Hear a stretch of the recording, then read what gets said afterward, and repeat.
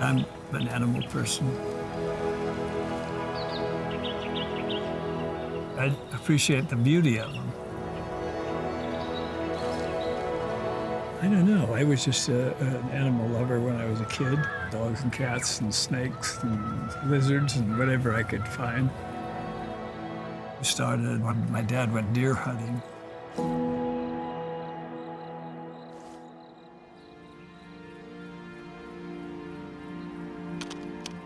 And shot this deer. And he said, you know, when I shot the deer, he says, the deer wasn't quite dead. And it looked up at his head and looked at me. And he said, it was almost like saying, why did you shoot me? He was intelligent in a very natural way. And he said, I just never could do it after that. And then you realize we were put on here for something, and the best thing we could do is manage what we have and the beautiful things we have. And animals fit right into that category.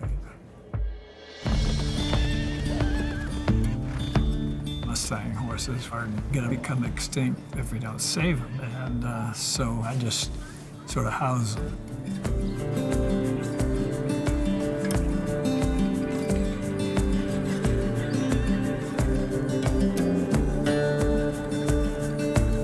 And they can have a place to live out their existence. I just like to see everything live.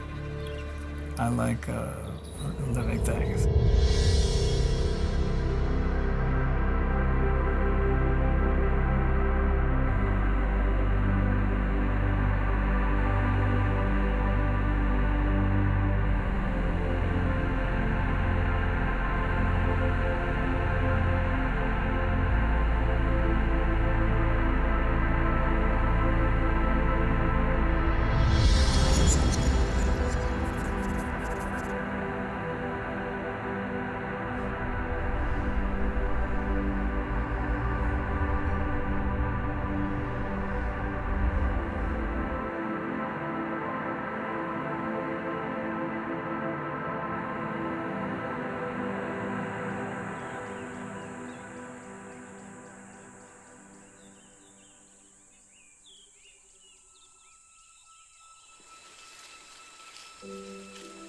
Orangutans mean the people of the forest. They are the best farmers because they eat a lot of fruits and they disperse seeds that will keep planting trees.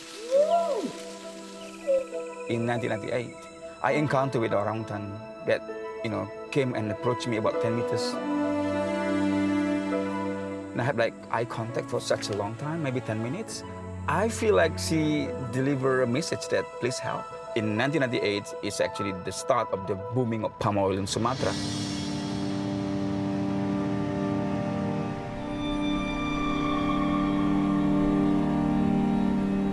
When palm oil is cultivated by destroying rainforests,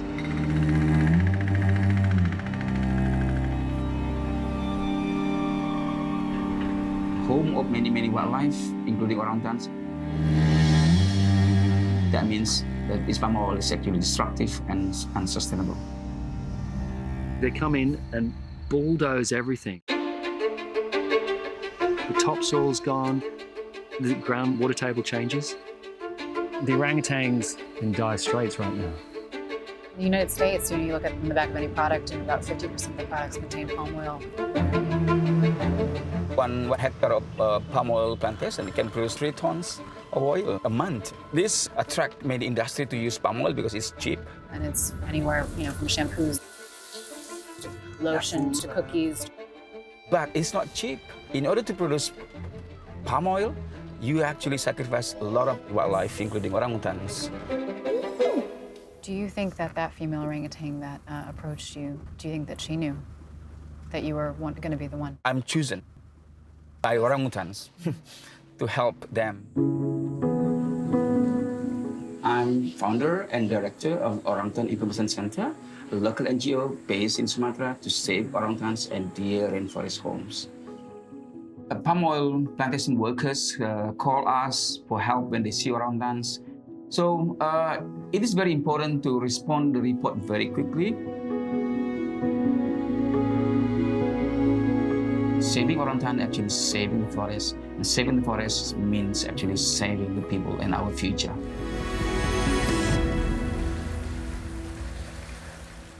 All right, so we just arrived at the Orangutan Information Center, and Welcome to our office. thanks for having us. And Paul, of course, organizing this whole adventure. And so tell me, what are you guys? You're about to go out on a orangutan rescue. It used to be an orangutan habitat, but then converted to become palm oil plantations.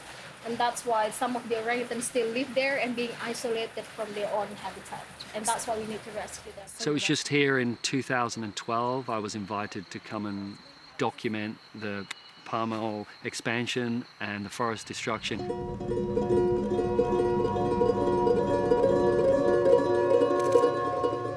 And also the wildlife trade and what was going on. Yeah, I remember just photographing the orangutan rescue.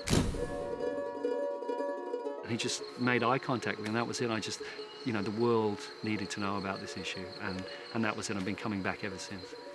So you're rescuing the orangutan, and then now where are you going to translocate them? If they're in a good condition, we're going to release them at the same day. But if they're in the, in the condition that need medical services, so we work together with SOCP Quarantine Center, and we're going to send them to be rehabilitated before they're going to be released one day when they're ready. Wow, all right. Well, I know you guys have to get going. Thank you for your amazing work. Thank you so much. Thank you. Good luck, yeah? Thank you. We'll hopefully see you Yeah. in the next day or so, yeah? We'll be catching up with you soon. Okay. Thank you. Okay, guys. All right. Community and plantation workers shoot the orangutans initially, and if that doesn't work, then sadly, then they're calling OIC or SOCP to extract these orangutans. So you can imagine there's a lot of wild orangutans out there with bullet wounds.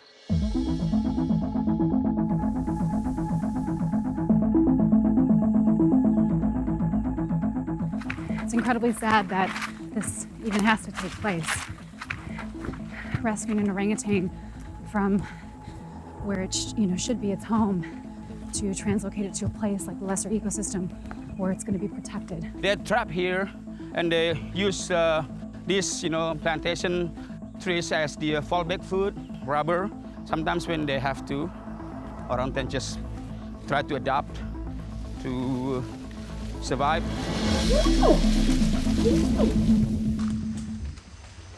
How long does it usually take for the dart to take effect? Depends, because sometimes the adrenaline can make it really fast, or usually less than 15 minutes.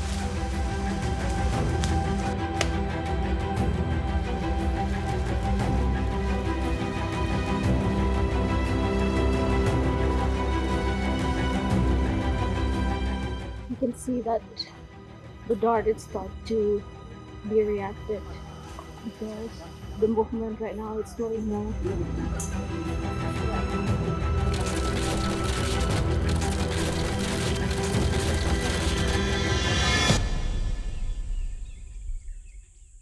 She's pregnant. She's pregnant? Is this going to affect the baby? No. And we found an arrow for bullet on the body. That means she's actually shocked by people. She was shot by people? Yeah. Oh no. Can Yeah. you take the bullet out? Are you when removing it's it? already planted inside, that happened Oh, a lot. When orangutan in the plantation landscape, Yeah, people sometimes just try to scare away. yeah. No. But also sometimes people, become opportunistic poacher. Yeah, They see orangutan. Probably see. she was with the baby. yeah. Previously, maybe she was with the baby that had been taken by poacher. Who knows? I hope not.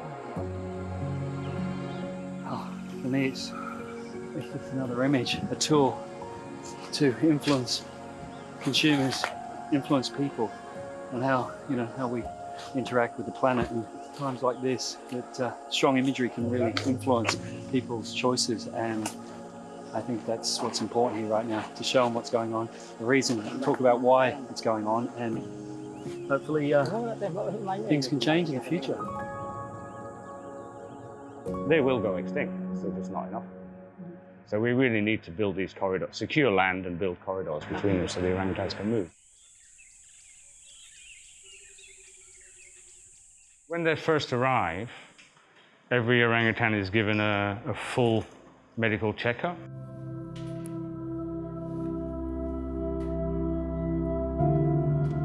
So they get the chest x-rays to check for TBC. They get blood samples taken and tested for things like hepatitis, herpes virus, and that kind of stuff. They get a full check over. When an orangutan has been through its quarantine and done all its medical checks and pronounced fit and healthy, then it'll be brought here. So usually we don't just open the door and throw them in. We put them in the shut-off cage so they can see each other for a couple of days.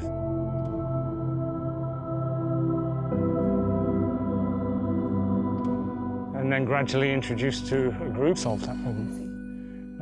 On the left here is Chrismon. He was in a cage that was barely bigger than his shoulder width, you know? I think I have a picture somewhere. He came out of it a couple of years ago.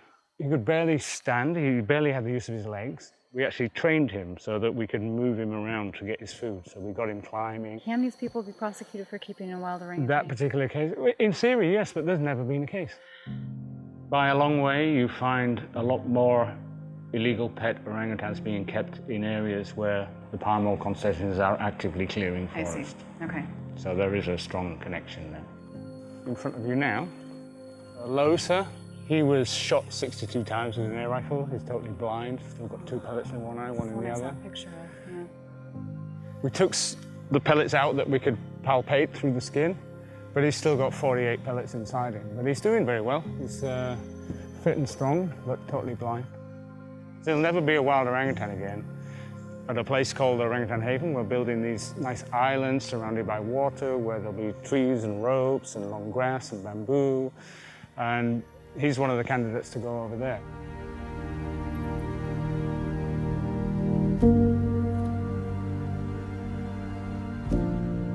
Even after many, many years, I still get a massive thrill just seeing some of the orangutans we've released in the forest behaving like wild orangutans and looking down at me, and they couldn't care less if I'm there or not. Yeah. That's the goal.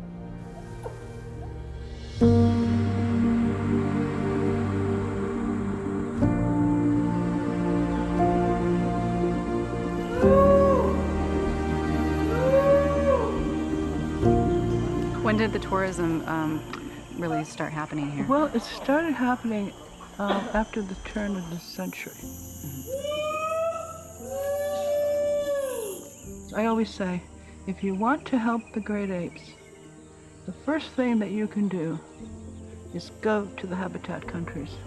Vote with your dollars, vote with your feet. And because if you go there, you tell the people, the local people, the national governments of those countries, that you consider the great apes important. Come to see the orangutans. And that's my message. An orangutan used to be able to go from here, 100 miles into the mountains, into the foothills, and then, 10 years later come back, as the males do roam. Now, he can't get back. He can't. And the reason he can't get back because he has to go through 100 miles of palm oil.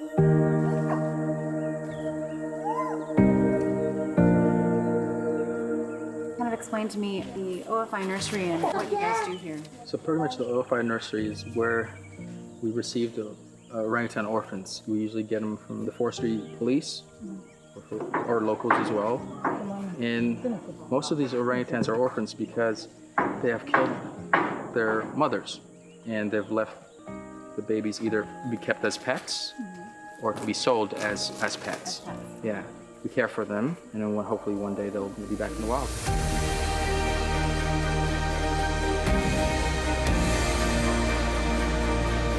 I think it's really important for these NGOs to really work with community and the plantation owners to really bring them up to speed on the conservation and the value of these species.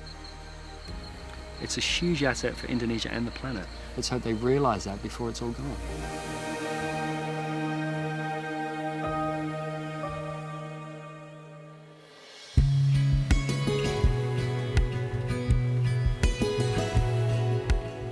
The sad truth is, much of the world does not share my belief that all sentient beings have just as much a right to be a part of this planet.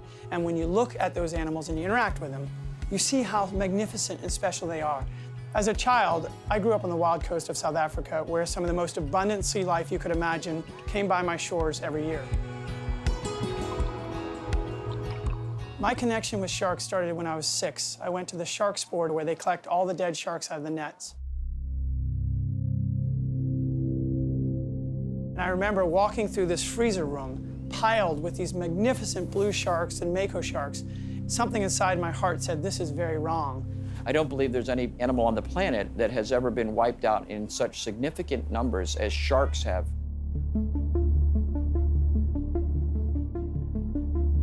Less than 10% of sharks are left. If we don't save them while we have big numbers, I don't believe that they'll be on this planet much longer.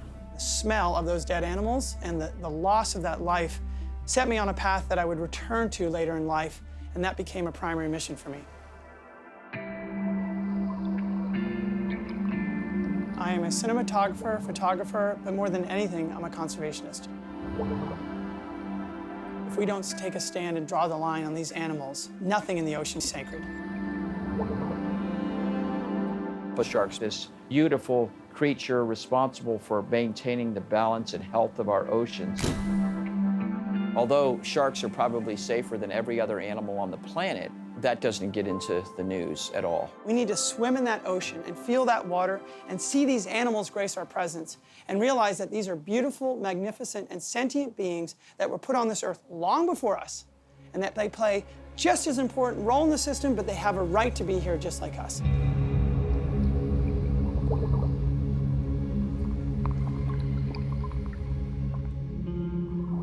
I believe the best thing that I can do for conservation is to connect people in a very profound way with sharks so that they can see their true nature as a majestic, sentient creature that you can easily fall in love with and therefore be compelled to spend the rest of your life fighting for the conservation of the species. Ecotourism is the fastest growing segment of the travel industry. And what once was a world where you went out and hunted animals for sport, we're now seeing a transition away for people to go out and they hunt with cameras and their eyes, and they leave the animals to grow and thrive.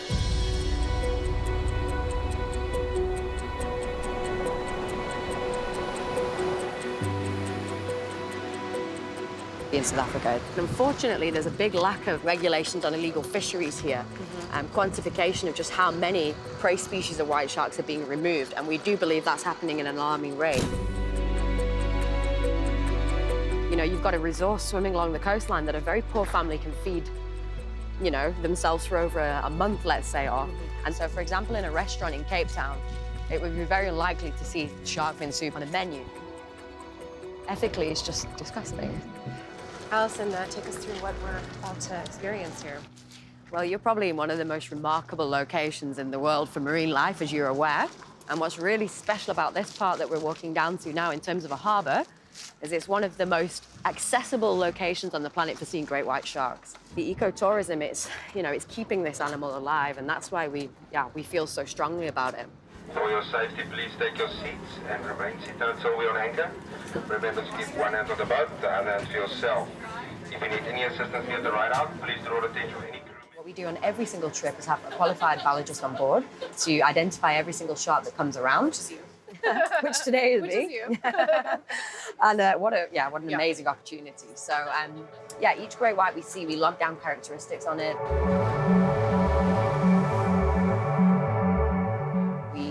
Take photographs of the dorsal fin in order to be able to see if we can identify the animal. We have an extensive catalogue back on land with thousands and thousands of fin photos, so we can actually get a good gauge of who's visiting at what time of the year.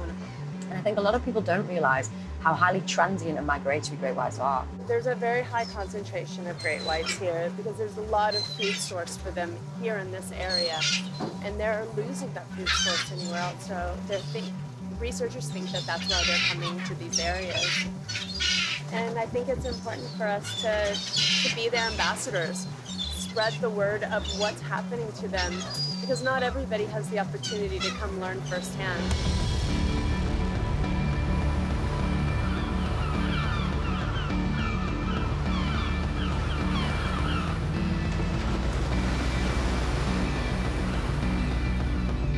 White sharks having the protective legislation around them, they're a CITES Appendix 2 species, they're listed on CMS. So throughout their distribution, they are You know, they're pretty much protected, but the problem is we get a lot of lack of enforcement.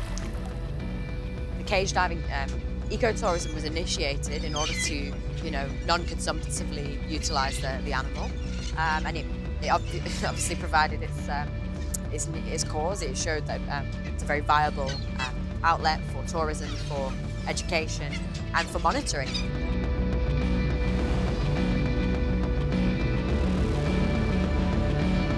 Ecotourism is critically important because that is where people see, wow, this animal is actually a beautiful animal. See how it moves. It's not trying to jump on the boat. It's not trying to do this. It's never going to try and eat me.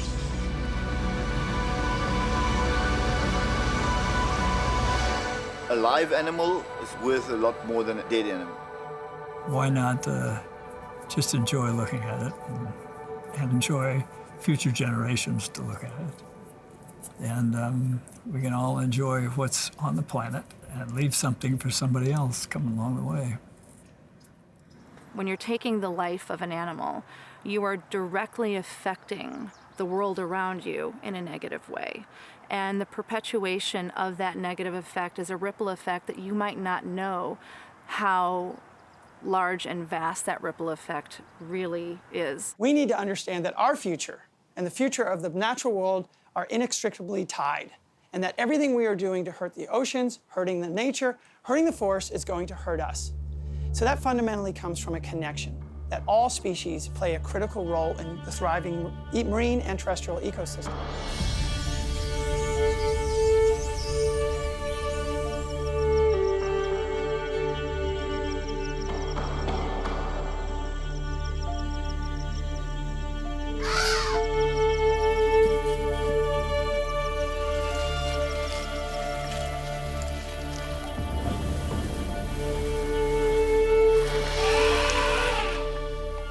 Elephants are juveniles, and so that means that, you know, they've been through the trauma of seeing their whole families, the mothers poached.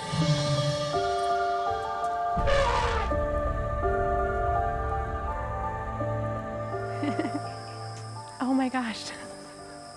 Hi.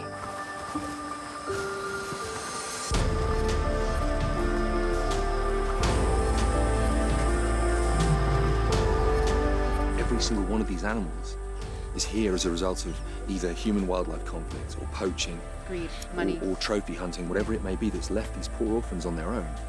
And it's wonderful and it's essential that this is happening, but what's just as important is that we prevent it from happening in the first place. I'm Dan Richardson, I'm an actor and I'm an animal conservationist. And for as long as I can remember throughout my entire life, love for animals, compassion towards animals has been an inherent part of who I am and what matters to me. Hi. What drives you? What is your, why this? Our aim is to take them where they belong, after giving them the second chance to survive. Wonderful. If I was not there, all this could not have been here. You're right. Because no one to support them.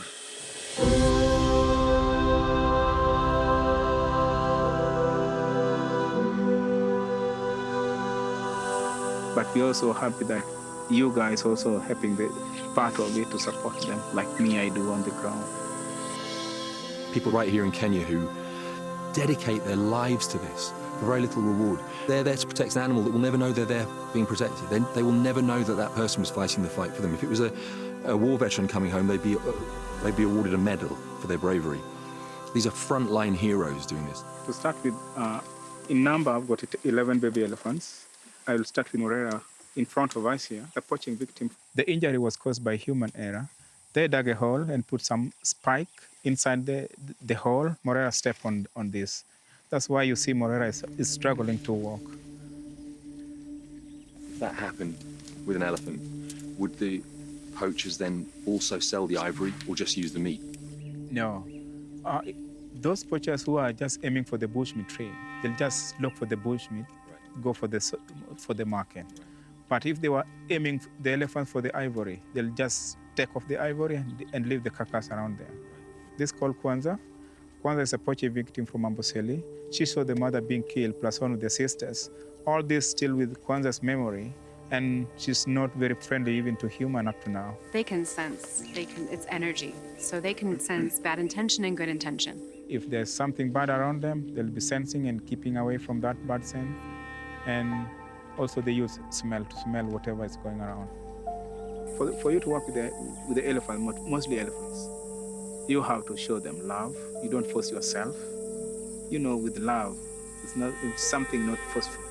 So you have to, and give them peace. So it's just peace and love. You'll be understanding each other. Well, I want to shake your hand. God bless you For for the all of unity. your work. It's so important. We're with you, and we want to save these animals as much as you Thank you. I think, elephants are an iconic species. They represent Africa in so many ways. The orphans especially are such great ambassadors for the cause. I'm a pilot with the David Sheldrick Wildlife Trust. Even though we're raising money to protect elephants particularly, that money goes towards protecting their habitat and then all of the animals that live in that habitat. So it's not just elephants that we're protecting ultimately.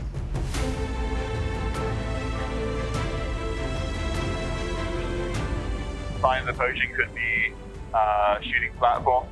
The poacher would build a platform on the top of the tree and then wait for animals to walk past, particularly elephants, and shoot them from above with poisoned arrows. It doesn't kill the elephant immediately. It could take several hours or even days to kill the elephant. So that poacher now has to track that elephant through the bush until they find it. There's a chance of getting lucky and finding poachers. We can catch them before they've killed elephants. We're able to deploy canine units and rangers rapidly. Sort of a need was identified to create a safe habitat for those elephants to be re-released into the wild. We started setting up desnaring teams, which were protecting the area so that there was a safe habitat for the elephants to go back to. Here is the main park. This is the best place to reintegrate them because we don't have tour roads here. Yeah. So they'll not be corrupted. Right. So here is where they will be completely wild. They have their nice time to roam where they want to browse. And eventually here, especially here in the water hole, is where they have a lot of interaction with the wild ones. This is Nelion coming in. Yeah. He's been a victim of poaching. We have Aruba, who's also a victim of poaching. They came in here when they completely given up.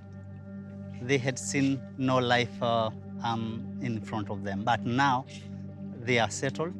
The keepers have given them that love. They feel that they are at home. Giving us that trust is a big thing for us. Of course. Because otherwise, big and heavy animals like this could smash you down in a minute.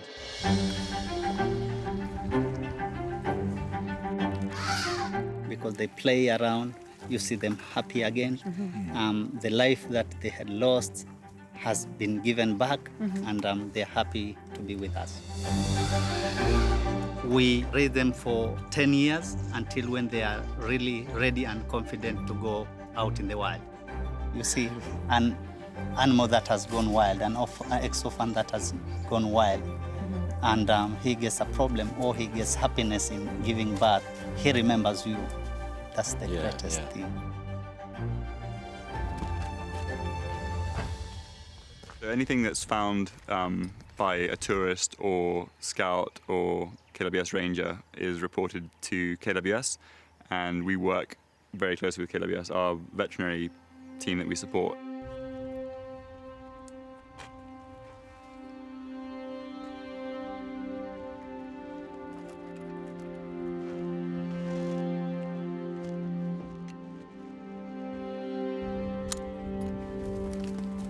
I've been able to save many animals which are on the brink of death. A lot of animals shot using guns, arrows, and so forth. The biggest challenge in terms of conservation is a poaching menace. The information should go to the buyers and the consumers of these products that they are doing more harm to the animals than they think. If you protect the ecosystem, also you are protecting your own health. If you destroy the ecosystem, you're also destroying your own health. There's a real importance to protect what we do have left, and I think raising awareness of that is paramount. So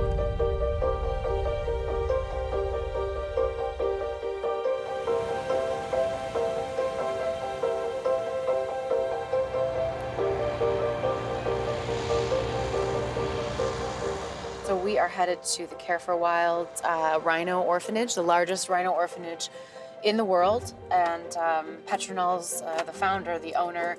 She's got an incredible team that helps her rescue, rehab, and take in these baby rhinos that we're about to see.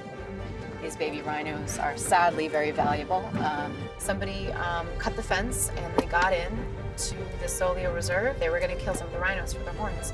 And the anti-poaching units found the guy, and thank God they shot the poacher before he can shoot one of these rhinos, which, as we know, there's not many left. Poaching, rhino horn, is the third biggest revenue generator of any criminal enterprise in the world. Goes all the way to the demand, this ridiculous myth in the Far East that a material the same as hair and fingernails can have magical healing properties. So wildlife crime isn't a group of specialists, it's the same people who are trafficking narcotics. They're using the same routes, they're using the same middlemen, the same corrupt customs officials. It's now moved recently, in the case of rhino horn, from health to wealth. So where the medicinal properties of rhino horn were shown to be nonsense, it's moved from that to a status symbol. And that's a really, really difficult idea to eradicate. Rhinos, they're going to be on the brink of extinction if we don't have more facilities like this, more Petronels to literally dedicate their lives to saving these animals. There's Petronel, I think. I think so. I think that's her. Oh my God. Hi, how are you? I thought you guys got completely lost. It's just in life, that's a good principle. You are obviously their voice, but you are reversing all of the damage that has been done to these animals as a result of greed and money and evil. Black rhino plus minus 4,000 in the world. That's it. That's it. There's only 4,000 black rhino. That's it. The day they phone and say, we're going to intervene and we need to make sure that we save rhinos. And I say, God, please help me to serve where this animals is coming from with everything I've got. So this is baby Summer.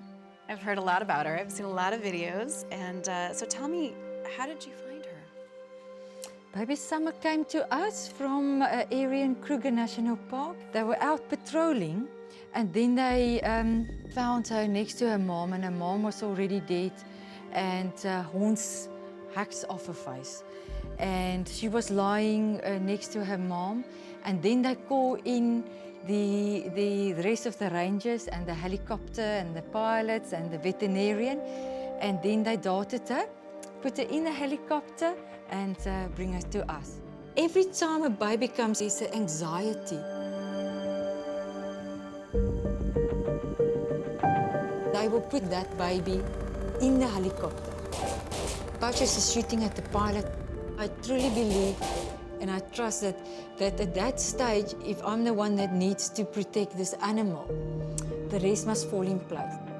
In the beginning, they don't realize mom is gone. They cry and they call. So you have to understand the language and the comfort that you need to do. So at first, it's a trust. Look at that.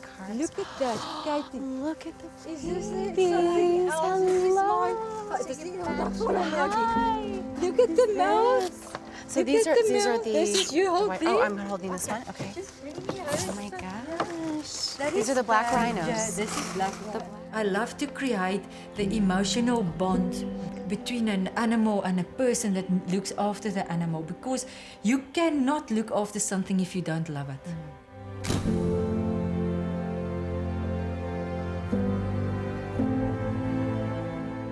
I live very near these animals. We love them. Yeah. And the healing powers is in the animal.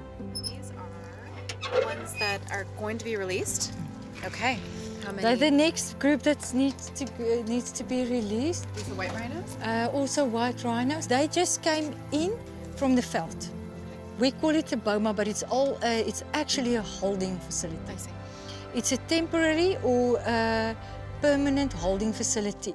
So if you look at your poles, you can clearly see there's some areas where you can go see through and so on, and it's planted and it makes your animals safe, but it's also an area for you to be safe as the person that's working with them. This is very serious. This isn't just, like you said, you know, running a farm with some rhinos. This is saving the last of a species that the rest of the world may not see.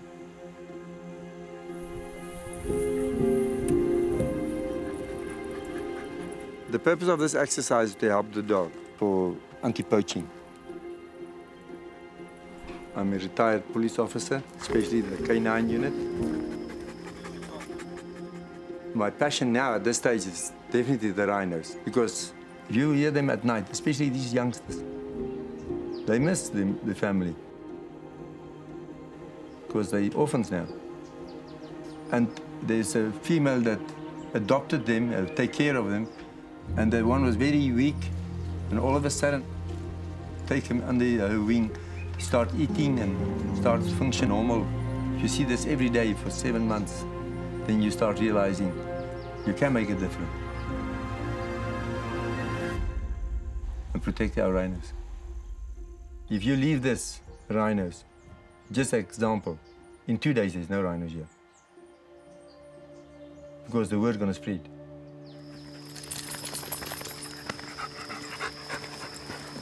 That's why we do the inside and the outside perimeter to see if there's any movement or there's people that can sitting and watching us. They cut the horn, the next morning it's gone. The rhino horn is for the eastern block. All of them go there. When you first see a rhino that's been poached, then you decide that guy don't need to walk free. We're gonna hunt you down. The jungle land teaches observation and awareness. Is this a target worthy of killing or not? Is it a friendly or whatever? So the whole thing is designed to build that process, to ingrain it in a ranger or anti-poaching operator.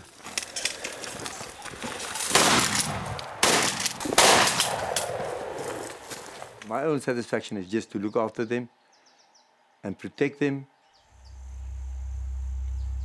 and help the owner sleep safe and feel that they're safe, that we can make a difference. Policing is as much a fundamental part of a holistic conservation approach as education in an African school. And as long as we all fight together and we are shining a light on these issues and changing them, we can win. And that's absolutely crucial that we do so.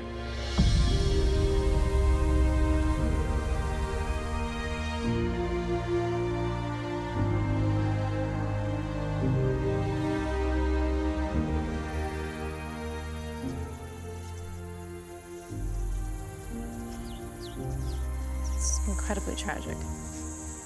I can't explain the feeling. How meaningful is this place to you and your colleagues, the team that work here? On the one hand, it's a testament to all the work we do.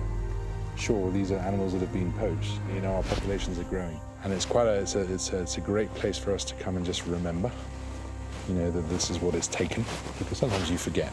And it's particularly sad now because of Sudan.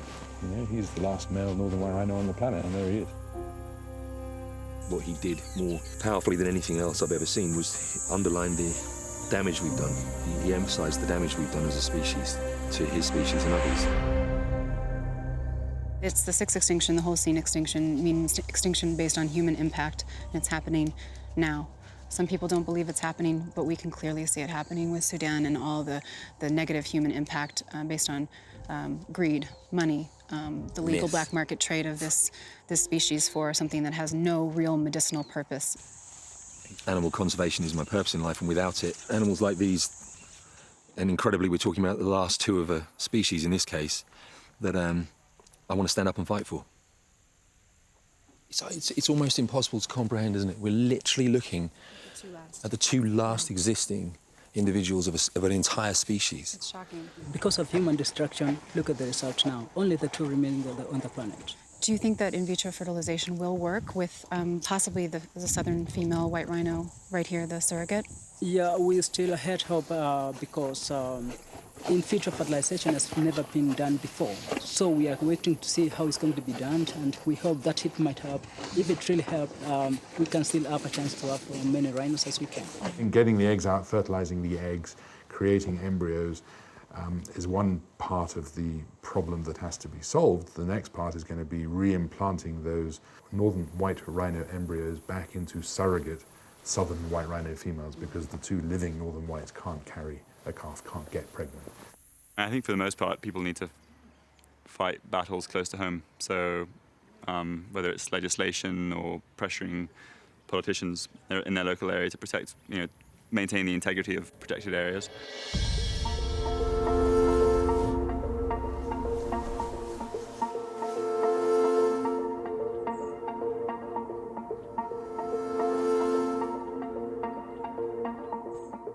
I actually consider this capital, this state capital of California, the epicenter of progress in this country.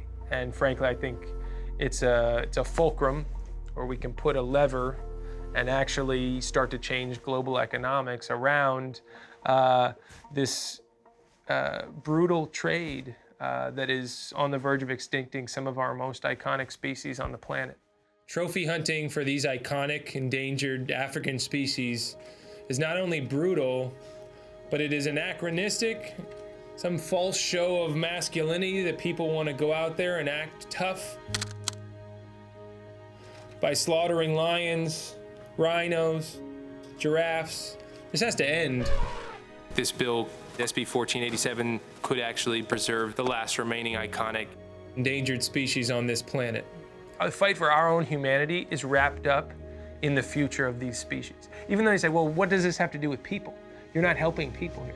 I say that this is the most powerful thing we can do to restore the dignity and humanity of the human race, and not just make ourselves exploiters and consumers, but stewards. We're putting our flag down here in California today saying we know where we stand. We stand with the species of this planet, and that the ultimate test of a civilization's morality is how they treat those who can't protect themselves. Do you like to fight? And do you like to fight with ethics and the law on your side? And that's why I'm here. I'm a nice guy, but I don't like to be pushed around. I don't like bullies. We have firsthand experience witnessing the two last female northern white rhinos left on the planet. Lions, cheetahs, elephants, all of these species are facing extinction, and we support this bill 100%, and we ask for your support to save these animals before they go extinct in our lifetime. Thank you so much. They've been on this planet for millions of years, and in the last 120 years, we've been wiping them out. A dead elephant is one hunting fee to usually a dictator.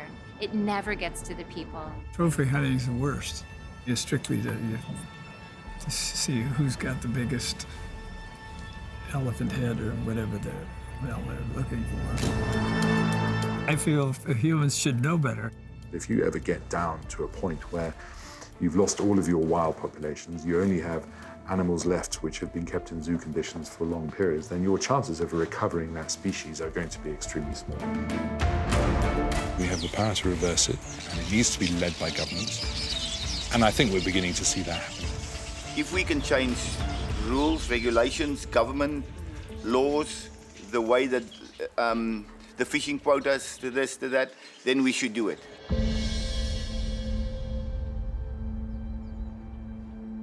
SB 1487 could actually be what turns the tide in the fight to preserve the last remaining iconic endangered African species. SB 1487 does that by prohibiting the possession of body parts of 11 iconic African endangered species. Conservation strategy need not adopt a policy of poaching and of killing to actually achieve its ends. How do we want to be remembered on this planet as people? Those who left nothing else behind and just were extracting this planet and vanquishing species and torturing animals. The motion is to pass to the Committee on Judiciary. Eduardo Garcia. Aye. Garcia, I. Gallagher. Carrillo. Carrillo, I. Or that actually healed this planet, and I think right now is that moment. The bill is out 8-4.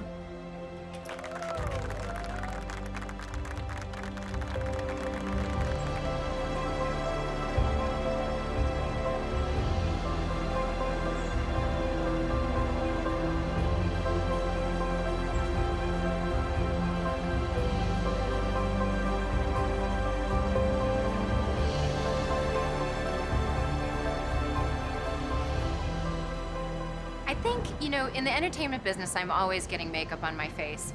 And I want to make sure that the animals didn't suffer unnecessarily. That to me is the most cruel. Science has evolved past bunnies in a box. So now that we have these human relevant models that are actually closer to keeping humans safe, more efficient and cheaper, we can use them. I just want to say how proud I am to be a principal co-author of SB 1249 to protect animals from cosmetic testing. And look, we know that for more than 50 years, unfortunately, animals have been used in painful tests to assess the safety of chemicals used in cosmetic products. Not only is this practice inhumane, but unnecessary where lab alternatives exist. Please join me in supporting SB 1249, such an important legislation for those that do not have a voice to speak up for themselves. Thank you so much for being here. Today is critically important to save the lives of hundreds of thousands of animals every year that get tortured for vanity and fashion. And I always strive to ask everybody to go cruelty-free and always look for the leaping bunny. And if it does not say cruelty-free, they usually test on animals. As an actress, every makeup chair that I sit in, I try to make sure that the cosmetics being used on me were not tested on animals. But the burden is on us. It is on the consumer. And it shouldn't be that way. And it isn't that way in the EU and many other countries. After getting resounding bipartisan support in the Senate with Democrats and Republicans coming together to vote in favor of it, SB 1249 now faces an important vote on the Assembly floor. You know, what are we doing? It's completely archaic. It's fiscally irresponsible, and we have the numbers on that as well. So it would be great if California, as progressive as it is, would be the first to do this. In very privileged countries like the United States, we tend to be very centered on self. All of the things that involve cruelty and chemicals and everything else they're putting in your cosmetics is bad for you. So if you're centered on self, you want to make better decisions for your body, your health, the environment, the planet that you're leaving for your children, these are the decisions. They still allow testing to occur in China, so SB 1249 would get rid of that exemption, so even if you were to test it in China, you wouldn't be able to sell it in California, which is a huge step forward. Once they introduce the bill, then I have to, and my team, we have to knock on every office, every legislator's office, talk to them about the bill, tell them why it's important, and get them to vote for it. One of the reasons why we asked John to come today is because he is an entrepreneur, and since his stardom as a basketball player, he's embraced a vegan lifestyle, compassion, entrepreneur. So he's really a star to us in this realm, and we're so honored to have him with us today. So let me ask you, have you heard anything about SB 1249 yet, the California Cruelty-Free Cosmetics Act? Because the existing testing is still killing and torturing over 400,000 animals a year. We've done a lot of things in the past because we didn't know better, but now we do. When they asked, I said, don't you want to go up on a hill, man, and shake some fences and get some people to pay attention? I just think it's a cool thing. And if I could go and see things in sports that's not gonna change anybody's life, right? And guys will sit around and they argue on ESPN all day about it. This changes not just our lives. It means we save like 54 million land animals a year, everybody. And another thing, you make sure get that vote. Did you? Oh, you didn't hear him? We're rolling on that, right? With advocates like this, I'm very pleased to sign on as a co-sponsor of this legislation and looking forward to working with the group. So. Thank you. I understand you're a vegan, right? Yeah. My brother does he had for a while was doing like MMA fighting. Like, he was big and all that, and he's a vegan too. He was the one who told me that. When I first came in the league, my first year, I was eating a cheeseburger and fries and a shake before playing against the Milwaukee Bucks, and I'm still knocked out. And I was the slowest I ever was. And he said, "How's that cheeseburger treating you?" And then from that point on, from 1986, I started paying attention to what food does. Oprah put out a thing with Deepak Chopra in 1993. It was, you should not eat with people you don't like, because your body, your psyche, does certain things to the food. So if you eat something that's dead, something that has been murdered, something that has been afraid to be murdered, and you get that in your spirit, you now have that. You ever see the biggest guys are always jumpy? That's that cow. Are you an I vote? I'm totally against animal testing too. So, and I have been throughout my career. Here we go. My friend started a thing called Mixed Chicks for hair. She's half white, half black, and her hair was mixed, so she had it for hair. And she literally made it cruelty-free before she put it out. And if she can do that in the thought process, and they asked me to come be involved, I said, yeah, no problem. I'm an animal lover. So I can commit to that I'm an animal lover. So I'm all about being humane and humanity and making sure that we do things right. And so I find that interesting. It would be a great way to be able to go back and find some data and some pathway so that we can help guide the committee in making the right decision. Can I have a picture so just in case you do it wrong, I can say this? I have a picture.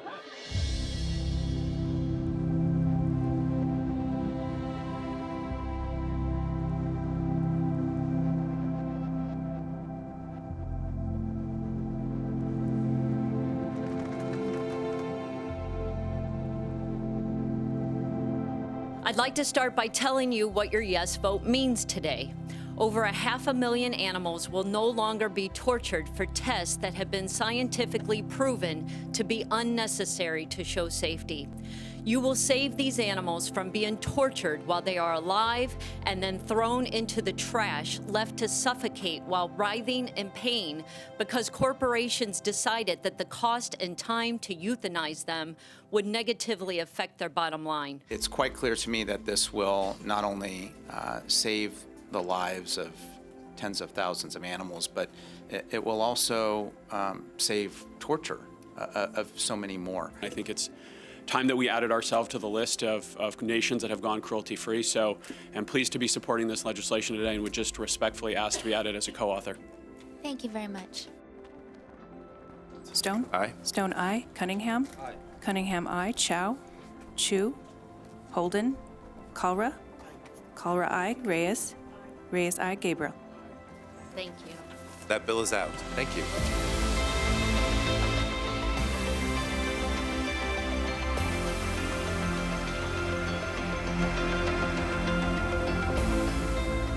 Yeah, the good thing about doing good things is that it becomes infectious. I think our future as a civilization and as a species is directly intertwined with our willingness to preserve biodiversity. I started the International Anti-Poaching Foundation in 2009 after travelling around southern Africa, seeing what was happening with indicator species like elephant and rhino and what we're doing to them. And the thing that makes me feel the best is being able to help rangers to protect animals, being able to speak out on behalf of animals, being able to be a voice for the voiceless.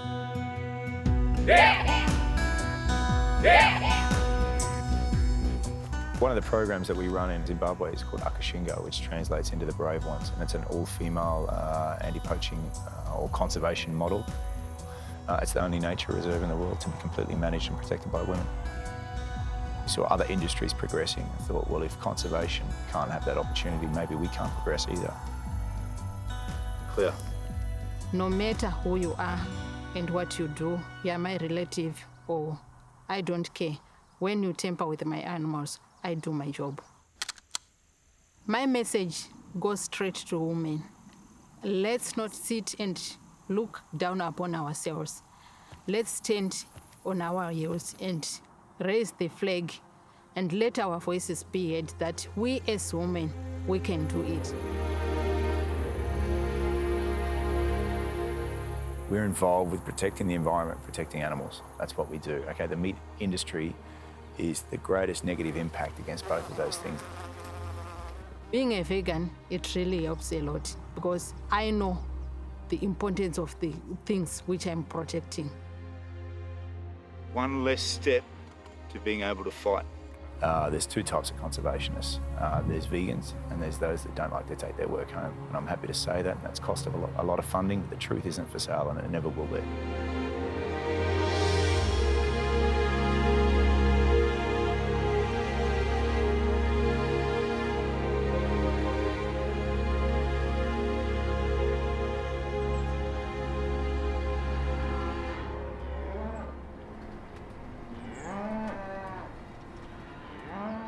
Living that plant-based lifestyle, the first thing that I cut out was dairy.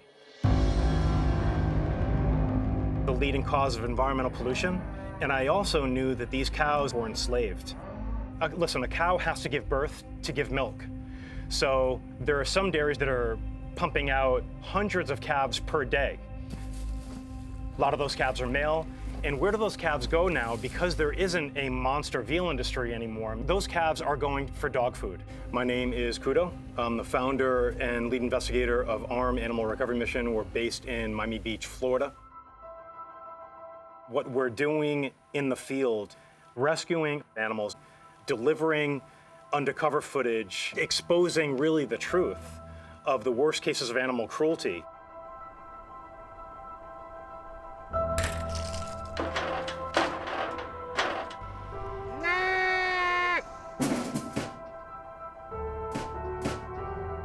It is an extremely sad, heartbreaking job to look at animals while you're in the field undercover and see them boiled alive, butchered alive, disassembled alive, beaten to death.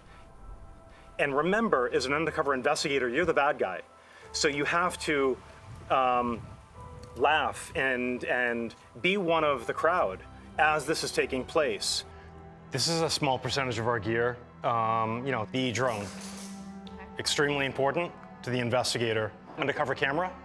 Without the undercover camera, we would get absolutely nothing done and absolutely no footage whatsoever. People that are working in slaughterhouses and factory farm, they have violent pasts. They have been convicted of serious crimes in the past. But also, we're undercover right now in farms that hard narcotics are being used and dealt.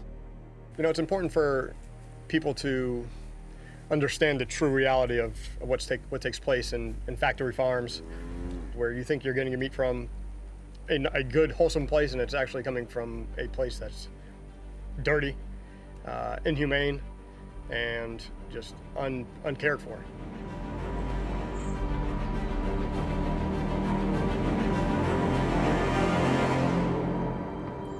We just arrived at this hunting preserve in Florida, and so tell me about this place.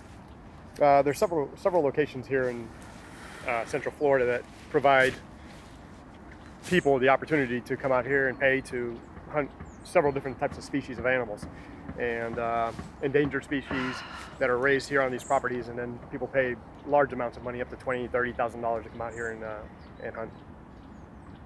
People don't really even know that this is even available. And to be honest, I didn't even know that this was available until recently. You can feel there's like there's a fear.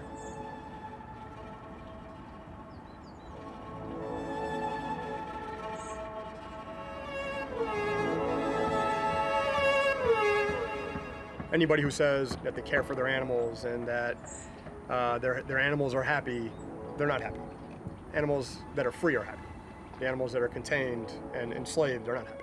These people, I think that they feel like they're not doing anything wrong, and they feel like, this is a way for them to profit and make money off of killing animals. Something wrong with people that can feel okay with killing an animal and then putting a trophy on their wall or a rug on the floor. It just doesn't really make sense. So the only saving of the animal that takes place is by us. the outside world is the one who needs to come in and save those animals. And you know, you say, oh, I can't go in there and do those investigations, which I've met plenty of people who have said that they can't go in there. I can't believe you do that, or I can't, you know, I could never do what you do. But the reality is that those individuals, they can help, and they can help in a drastic way just by not consuming that product. Who's this? Yeah, this is the one. The one and only. So this is Secretariat's great grandson, basically. Oh yeah. my gosh! Yeah. Wow. So here's a really so interesting beautiful. story, though. Here's the whole reason why ARM started. Basically, as a 3-year-old, he was in one of his few races. He hadn't started much, and as you can see on his leg, he's got fire pin marks. So he got clipped by another horse, which pretty much shattered his leg, almost broke it all.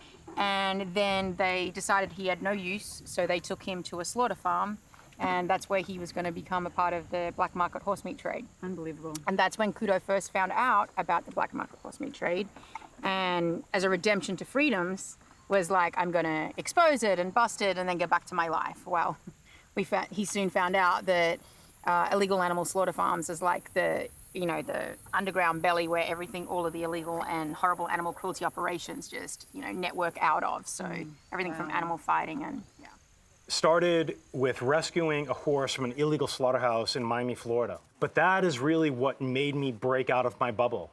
It's what made me give up my profitable life monetarily to switch and make the leap. And I can tell you, from a person who was so profit-driven, that I'm much more happy and accomplished in my life now than I was then. And that's little Kudo. That's one of the first pigs at the back. Kudo actually rescued him off in the middle of the night off a slaughter farm in Miami. And he actually had an axe hole in his top of his head. He still has it. He has a scar. No. So Kudo took him in. He's very cool, very quiet and calm. When you meet farm animals in the sanctuary setting, you start to see how they are all very different. Each pig is so different, and their likes and dislikes and the way they behave and interact with people. And so I think, it's just a misconception that is put out there for a reason, because we couldn't possibly eat them if we knew them. Woo! Come on, cows! Calvin! Come on! Come here! And Calvin with the white stripe is, his mother died giving birth to him, so he's been here with us. Brownie, the big one with the horns, he's one of the few owner relinquishments that we took. And then we'll see who else comes over. But do they like probably cats? will. Here in the States, we don't eat dogs, we don't eat cats, and we've put up this wall in between them and all of the other animals. If you come out to a sanctuary and you meet these guys and you look them in the eyes, you'll see that they're not different than your dog, they're not different than your cat.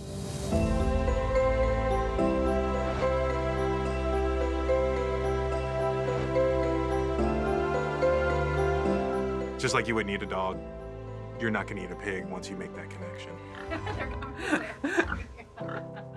A lot of different farm animals have the awareness, the intelligence, the emotional intelligence of a 3-year-old child. It's a critical thing to understand, this dichotomy of ingesting the very thing that we would care for in any other situation. My name is David Verberg. I'm a 2016 Olympic gold medalist, plant-based athlete, and animal advocate. Basically, the whole reason why I became vegan was because I grew up on a farm with probably 25 different types of animals, from chickens to goats, sheep, peacocks. Somebody came up to me and we were talking, and I had bottle fed the calf, and like, well, so you must be vegan. And I was like, no. Well, like, why not? And I didn't have a good answer at the time. Like, I really couldn't tell them why I wasn't vegan. And then that's when I slowly started my transition to a full plant-based lifestyle. It went with steak first, and chicken, and then fish, and then kind of just slowly started cutting out dairy from my diet. And people look at me like, he's running a little bit better, he's smiling, he's happy, he has energy, like what is he doing? And then that's when I'm like, oh, well, I switched to a plant-based diet. And that's when the questions start like, okay, well, how? What did you do? And that's when it's like, oh, well, let me show you. And that's when you kind of like take them by the hand and you kind of help in that direction. When you want people to make changes, significant changes in their diet, that's a huge thing for them, you know what I mean? And it's terrifying. We do monthly vegan potlucks. Yeah. you know. Got all kinds of things going on, so. When you have great alternatives like the Beyond Burger, I think it helps like lessen that fear. I am a junk food vegan. I eat vegan macaroni and cheese and vegan cheeseburgers and vegan burritos and vegan pizza and all of those things that other people eat. I'm just eating vegan versions of it. And so I don't care if you're doing it for your health or the environment or the animals. At the end of the day, the animals benefit from us making that decision. I've got a 200-mile-an-hour billboard promoting the vegan diet. When you've got 7.6 billion people on the planet making day-to-day decisions, you know, we need to be making conscious ones, or we're gonna not only destroy the planet and our environment, we're gonna take out humanity, but we're gonna take out so many amazing species with us. And 3 times a day, we all sit down for a meal. And it doesn't cost extra money to leave meat and dairy products off of your plate. In fact, it will save you money in healthcare because you're gonna be healthier. I can go to the store right now and pick up, you know, a variety of different kinds of vegan ice creams and vegan macaroni and cheeses and vegan pizzas. So this excuse that it's a hard thing to do, I don't buy it.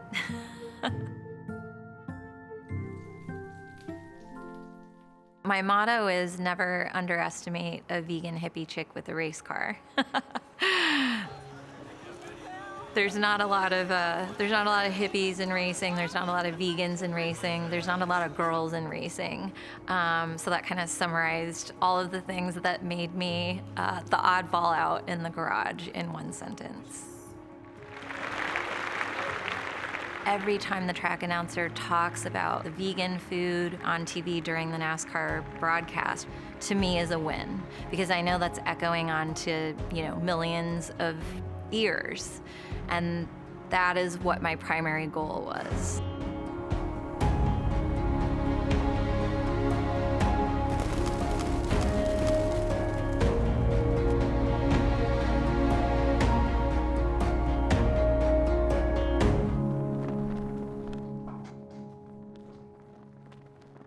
Thank you very much for joining us. Again, I'm Nancy Skinner, Senator from the East Bay, and I am carrying the bill SB 1138. It requires hospitals, prisons to provide a plant-based meal option. I think that we should expand this to every other state, not just California. And I think this is just the beginning of much to come with leading in this plant-based movement. So thank you so much for being here.